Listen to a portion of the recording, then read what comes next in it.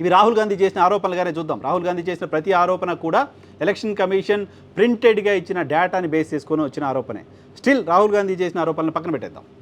Election commission answer చేయాల్సిన అంశం ఏంటంటే మహారాష్ట్ర అసెంబ్లీ ఎన్నికల సందర్భంగా, ఆ మాటకు వస్తే 2024 సార్వత్రిక ఎన్నికల సందర్భంగా దేశవ్యాప్తంగా అనేక పార్లమెంటు నియోజకవర్గాలలో పోలైన ఓట్ల కంటే కౌంట్ అయిన ఓట్లు చాలా ఎక్కువగా ఉన్నాయనేది జర్నలిస్ట్ వైఎన్ఆర్ అనేవాడు చేస్తున్న అలిగేషన్ కాదు, ఎలక్షన్ కమిషన్ వెబ్సైట్ చెప్తోంది.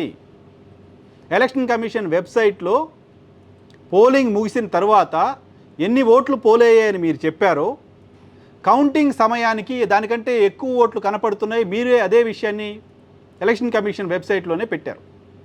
సో పోలింగ్ రోజు ఉన్న ఓట్ల కంటే కౌంటింగ్ రోజు ఓట్లు ఎలా పెరిగాయి అనే విషయాన్ని ఎలక్షన్ కమిషన్ రాష్ట్ర ప్రజలకు, దేశ ప్రజలకు సమాధానం చెప్పండి.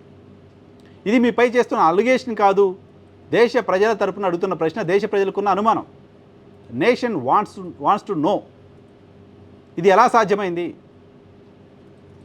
అనేక నియోజకవర్గాలలో పోలైన ఓట్లకు కౌంట్ అయిన ఓట్లకు ఉన్న మధ్య వ్యత్యాసం కారణంగా ఎన్నికల ఫలితాలు తారుమారయ్యాయి మహారాష్ట్రలోని కొన్ని పార్లమెంట్ నియోజకవర్గాలలో.